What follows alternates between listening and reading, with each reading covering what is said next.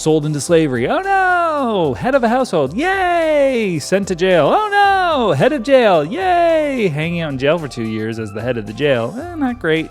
Well, head of the whole entire country of Egypt. Yay!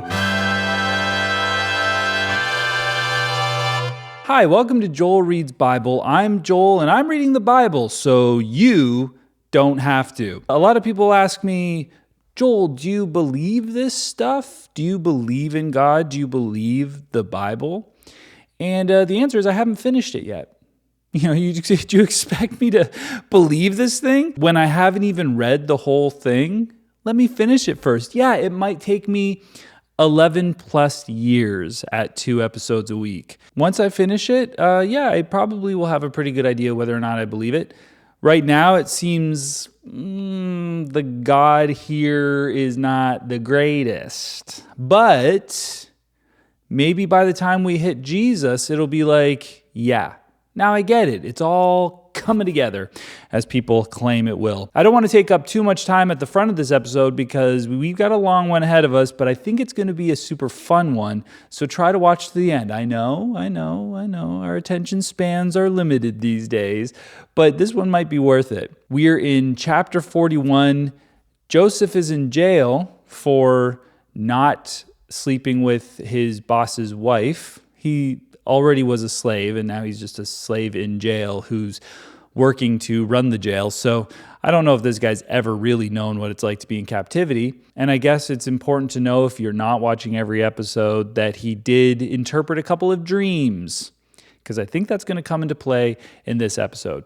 So here we are, chapter 41. And real quick, just subscribe. And if you could like this video just to push it into the algorithm more, that would be really, really lovely. I just want to try and get as many subscribers as possible just to spread the word of God and the jokes of Joel. Genesis chapter 41.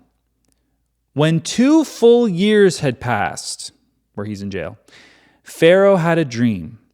He was standing by the Nile when out of the river there came 7 cows, sleek and fat, and they grazed among the reeds. After them, 7 other cows, ugly and gaunt, came up out of the Nile and stood beside those on the riverbank. And the cows that were ugly and gaunt ate up the 7 sleek, fat cows. Then Pharaoh woke up. That does sound disturbing. He fell asleep again and had a second dream. You know what that's like, eh? Maybe he got up to pee, or he was just like, huh. Like it happens in movies and things like, huh. Why would the gaunt cows eat the sleek ones that were also fat? How is something sleek and fat? Anyway, okay. He fell asleep again and had a second dream. 7 heads of grain, healthy and good, were growing on a single stalk. After them, 7 other heads of grain sprouted, thin and scorched by the east wind. The thin heads of grain swallowed up the healthy, full heads. Then Pharaoh woke up. It had been a dream. I love that they have "it had been a dream" there, because it's kind of like, it had been a dream the whole time. Surprise. But it's like, you just said he fell asleep again. Did you already forget? I think whoever wrote this story was probably super old and has short-term memory loss, because there's a lot of places where he's repeating himself, like constantly repeating himself. I don't think he realizes you'll have so many descendants, the amount of stars or dust or whatever. He said that 3 or 4 times. I don't think he realizes how much he's repeating himself. And here he's like, then this normal thing happened where the little ones ate the big ones, but it was just a dream. It's like, well, yeah, obviously it would be a dream. When do stalks of grain ever eat other stalks of grain? Like, why did you have to? And he already was asleep. Why would you have to reiterate that? In the morning, his mind was troubled, so he sent for all the magicians and wise men of Egypt. Pharaoh told them his dream, but no one could interpret them for him. Well, isn't it a little bit useless to send for the magicians? I get wise men maybe, but magicians, really? They show up with a cloud of smoke. There's some energetic rock music playing. They dance around. They've got a knife in their mouth. Pick a card and I'll read your mind. He's like, I don't need you to read my mind right now. I need you to explain what this disturbing dream was. Are you sure? Look what I can do between my fingers with these coins. It's like, I don't care. That's very good sleight of hand, but I don't care. I need to know what happened with this dream. Okay, well, it sounds like you need a mentalist, okay? I'm more of a, sleight of hand magician. He's like, well, why did we send for you? I don't know. Then Potiphar's like, you sent for all the magicians. I said to interpret the dream. Why don't you use the context to actually understand what I mean? Then the chief cupbearer said to Pharaoh, today I am reminded of my shortcomings. Pharaoh was once angry with his servants, and he imprisoned me and the chief baker in the house of the captain of the guard. Do you remember the baker? You killed him. Each of us had a dream the same night, and each dream had a meaning of its own. Now a young Hebrew was there with us, a servant of the captain of the guard. We told him our dreams, and he interpreted them for us, giving each man the interpretation of his dream. Well, that would be what that would be. This is what I'm talking about. The author is senile. And things turned out exactly as he interpreted them to us. I was restored to my position, and the other man was hanged. You remember when you hanged the baker? Because he didn't care for his banana bread? Look, he was a lazy guy, and there would be clumps of baking soda. And that is fair. You're eating that and you get that, what? He didn't mix it properly, right? So yeah, it was fair to hang him. So Pharaoh sent for Joseph, and he was quickly brought from the dungeon. When he had shaved and changed his clothes, he came before Pharaoh. This is a great detail. Of course, he had a big bushy beard and quickly had to shave that off. So he had a beautiful, just that nice smooth skin, just that soft, smooth Hebraic skin. I don't know if Hebraic is a word, but Pharaoh said to Joseph, I had a dream and no one can interpret it. None of these sleight of hand magicians or these men who claim to be wise. But they're not that wise, are they, guys? What's so wise about you? They're like, we were just going to say you should try to be honest because the truth will set you free. Well, that doesn't help me. I need somebody to interpret dreams. Yeah, we're more like Confucius type wisdom, or like we say different proverbs of a time. We kind of have the wisdom of Solomon. Who's that? I've never heard of that. He's not around yet. No, never mind. Forget that I mentioned Solomon. But I have heard it said of you that when you hear a dream, you can interpret it. I cannot do it, Joseph replied to Pharaoh, but God will give Pharaoh the answer he desires. Joseph, tricky. He's like, sorry, can't do it. Yeah, I can see the disappointment on your face. Yeah, I can't do it. It's impossible. I'm not an interpreter of dreams per se, but God can do it, and He'll probably do it through me. So I know I got you. No, it will be God, but He'll probably do it through me. So okay. So anyway, no, it was a trick. It was a game. It was a little bit of a game. No, yeah, I can definitely interpret your dream. The Pharaoh said to Joseph, in my dream, so he's not, why doesn't he say it to God? Why is he saying it to Joseph? It's God that's going to interpret the dream because it is Joseph, isn't it? Joseph has a direct line. He's got a red phone, he's just like, God, got a dream for you. Hold on. What was it? What was the dream? Then Pharaoh said to Joseph, in my dream, I was standing on the bank of the Nile when out of the river came up 7 cows, fat and sleek, and they grazed among the reeds. Now, this is one of those long chapters because everyone's just repeating it. Yeah, one second. He just said that he already knows what the dream is because he's God. And what was that? Oh yeah, he doesn't really want you to repeat it because it'll just make the chapter too long. Just say Pharaoh repeated the dream the way it was written previously. After them, 7 other cows came up, scrawny and ugly and lean. Oh, they changed the wording. Gaunt isn't in there anymore. So, okay, I'm interested again. I had never seen such ugly cows in all the land of Egypt. The lean, ugly cows ate up the 7 fat cows that came up first. But even after they ate them, no one could tell that they had done so. This is a special little detail. They looked just as ugly as before. Then I woke up. I bet you there's some people reading this going, oh my goodness, I wish I could eat a friggin' cow. And, a cow's worth of hamburgers and it wouldn't show up. I mean, I know I feel that way. I'm getting a bit of a tummy lately, and I'm just like, if I could only eat half a cow. I don't even want to eat a whole one, but half a cow and still look just as gaunt. In my dreams, I also saw 7 heads of grain, full and good, growing on a single stalk. After them, 7 other heads sprouted, withered and thin and scorched by the east wind.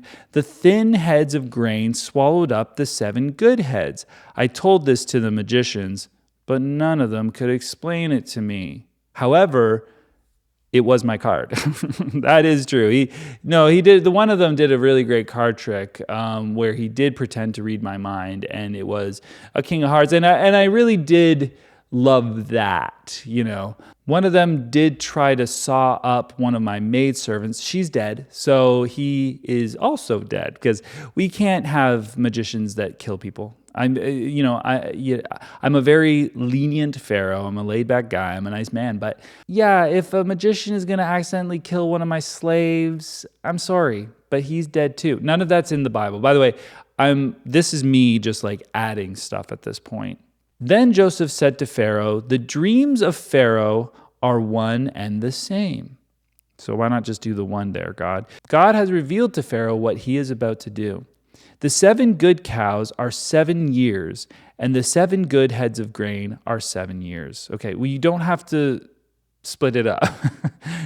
Just be like, the 7 good things are years, the 7 bad things are years.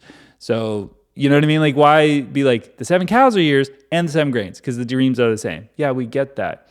Whew, so redundant. It's like if you have a chance to be redundant, if there's even the slightest option, whenever you're listing something, can I make this redundant somehow? It is one and the same dream. Yes, we know. The 7 lean, ugly cows that came up afterwards are 7 years, and so are the 7 worthless heads of grain scorched by the east wind. They are 7 years of famine. It is just as I said to Pharaoh, God has shown Pharaoh what he is about to do. 7 years of great abundance are coming throughout the land of Egypt, but 7 years of famine will follow them. Then all the abundance in Egypt will be forgotten, and the famine will ravage the land. The abundance of the land will not be remembered. Well, yeah, see, he's doing it again. This chapter is, and I don't want to make it longer than it has to be, 57 verses. It's like, you could have cut that down to 25. The abundance of the land will not be remembered because it will be forgotten, because the famine that follows will be so severe. The reason the dream was given to Pharaoh in 2 forms is that the matter has been firmly decided by God, and God will do it soon. Listen to this, okay? These are the little hints that the Bible gives us to understand things. If you're going to have a dream 2 times that means the same thing, God can't be swayed. Like, that's going to happen. God is sold on it. Like, he's like, the plans for that have been firmed up. But maybe if you get 1 dream or half a dream, well, maybe it's not going to happen then. Maybe God isn't going to do that then. Is there any chance that maybe that won't come to pass? And God's like, yeah, maybe not. Maybe not. Just wait to see if I send you a second dream. Still deciding if I want to actually go through with it, And now let Pharaoh look for a discerning and wise man and put him in charge of the land of Egypt. Let Pharaoh appoint commissioners over the land to take 1/5 of the harvest of Egypt during the 7 years of abundance. They should collect all the food of these good years that are coming and store up the grain under the authority of Pharaoh to be kept in the cities for food. This food should be held in reserve for the country to be used during the 7 years of famine that will come upon Egypt, so that the country may not be ruined by the famine. Joseph's like, hey, I would say set up somebody to run the old famine relief project, set up some commissioners And if I were going to do it, and I don't want to say, I know I'm not volunteering or anything, but if I were going to do it, like if it were my thing, I would I would say save a fifth. Yeah, I think save a fifth. I don't know if God mentioned that to me, but save a fifth of everything, all the food, and store them up in the cities. Anyway, whatever. You know what? But set it up yourself, because just find a wise man. Were these guys wise? You got wise men here? There's all sorts of wise men or magicians. Were they able to interpret your dream? I'm just saying, whatever. But anyway, pick someone that you trust who maybe has magical powers or the ear of God or whatever, and and just let me know. Or actually don't, I'm nobody. Send me back to jail, whatever. Anyway, what do you want to do? The plan seemed good to Pharaoh and all his officials. So Pharaoh asked them, "Can we find anyone like this man, one in whom is the Spirit of God?" Well, that's a very wonderful way of saying it. One in whom, which one there resideth the Spirit of the Lord. They want a godly man. And this is not God of the Egyptians. This is God of the Hebrews. So they really have to track down a Hebrew. They have one right in front of them. The Pharaoh said to Joseph, "Since God has made all this known to you, there is no one so discerning and wise as you. You shall be in charge of my palace, and all my people are to submit to your orders. Only with respect to the throne I will be greater than you." Whoa. Let's get this clean-shaven young man from the jail, and because he interpreted one dream, let's put him in charge of everything. I don't know, is that a bad idea? Potiphar. Why did you put this guy in jail? He's very horny, my lord. Oh, he's horny. That's not, by the way, Joseph speaking, that's not true. That's not true. I was framed. I'm so sexy that his wife... Anyway, we're not going to go back into that. Now I'm repeating the story over and over again. So Pharaoh said to Joseph, "I hereby put you in charge of the whole land of Egypt." Then Pharaoh took his signet ring from his finger and put it on Joseph's finger. He dressed him in robes of fine linen and put a gold chain around his neck. He had him ride in his chariot as second in command, and men shouted before him, "Make way!"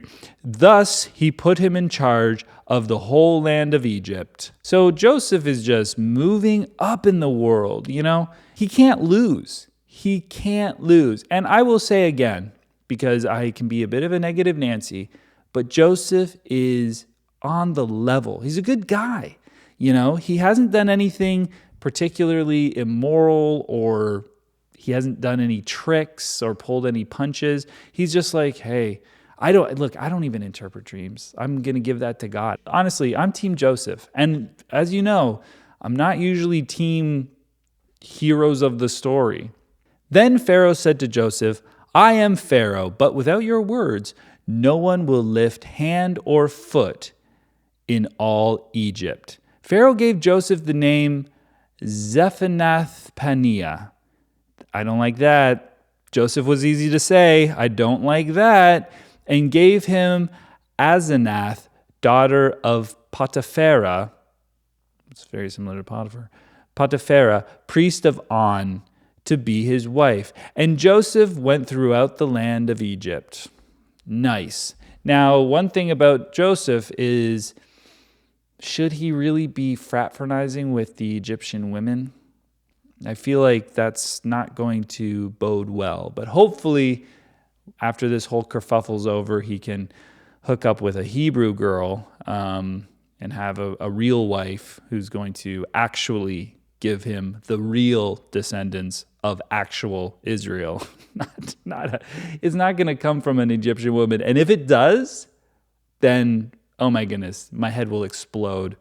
Joseph was 30 years old when he entered the service of Pharaoh, king of Egypt. And Joseph went out from Pharaoh's presence and traveled throughout Egypt. During the 7 years of abundance, the land produced plentifully. Joseph collected all the foods produced in those 7 years of abundance in Egypt and stored it in the cities. In each city, he put the food grown in the fields surrounding it. That makes so much sense. Imagine if he took the food from the fields like miles away and then brought it to this one, and then the fields from that one and brought it to this one. It's like, that wouldn't make any sense. Joseph is he's just so logical.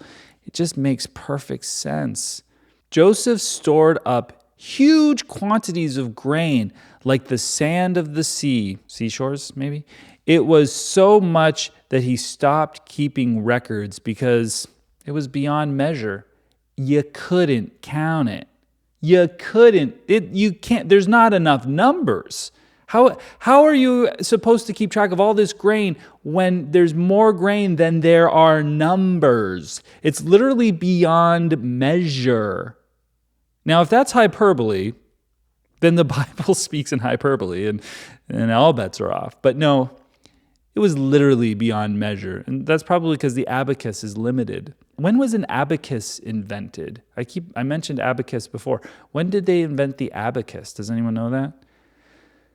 Before the years of famine came, 2 sons were born to Joseph by Asenath, daughter of Potiphera, priest of On. Joseph named his firstborn Manasseh and said, "It is because God has made me forget all my trouble and all my father's household." Screw my dad's family.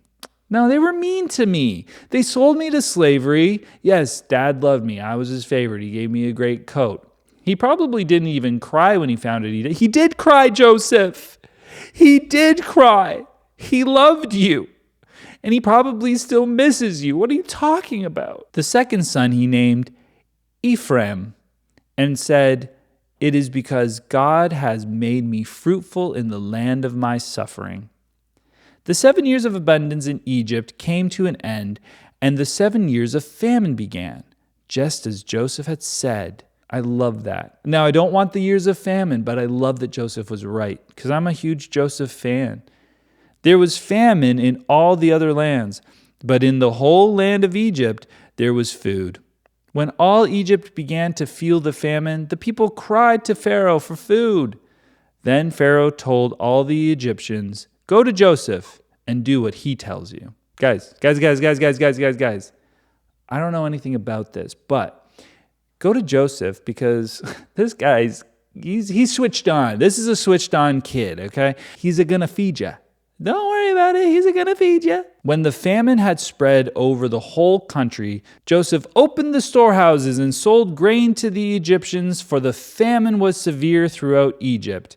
And all the countries came to Egypt to buy grain from Joseph because the famine was also severe in all the world. And I just want to say I added the word also to that. I'm not pulling any punches. When I read this book, you're getting all the words in the book. And then I add stuff, but you know when it's not the text. I'm a purist. I want us to hear the actual word of God here. Okay? But that's the chapter, and I think we did it in record time. I think we did a pretty good job here. Look, I mean, it's been a roller coaster with this guy. Sold into slavery. Oh no! Head of a household. Yay! Sent to jail. Oh no! Head of jail. Yay! Hanging out in jail for 2 years as the head of the jail. Not great. Well, head of the whole entire country of Egypt. Yay! And now he's not going to starve. No one's going to starve because of his great plan of the 5th thing. So we'll see what happens in the next chapter. If you know this story, you know what's coming, and it's just going to be great fun. Guys, if you haven't subscribed, please do. Ring the bell, like the video, leave a comment. And I will say these stories are still in, I would say, and I'm not a scholar who's like, the genre of this, but it feels like these are folk tales. These are like Hebrew folk tales of a patriarch going through some problems and winning. A lot of the times they're winning. The only difference between this one and the other ones is there's not as much trickery, and they're not really butting heads with their own family. This is Joseph actually navigating the rest of the world and coming out on top, and it's pretty cool. God isn't really involved that much. He gave Pharaoh the dream, and he gives Joseph the interpretation, and he's there helping Joseph along by giving Pharaoh a reason to trust him, and giving Pharaoh a reason to put him in charge. And God is doing it in kind of a subtle way. He's not just showing up and saying, don't do this, like he did, or with Hagar, go back, or with Abimelech, don't sleep with Sarah. He's doing it in a more subtle way where he's just like, yeah, I can interpret that dream for you. Yeah, no, I'll let you know what it is. You tell him. So we'll see if God continues to stay in the background or if he comes back to the foreground or what happens. But he has 100% changed from the guy that showed up and went for a walk with Abraham and said, hey, I'm probably going to kill Sodom. You know what I mean? He's a different guy now. Joseph, it's almost like they were like, you know what? We're painting ourselves as pretty ugly characters. Can we have one that like isn't a real jerk? So they wrote Joseph in, and Joseph is like, hey, pretty decent guy. So we'll see what happens in the next episode. But until then, guys, have a good week, whatever is going on in your lives, and leave a comment, not about your lives, but something to do with the story. All right, see you later.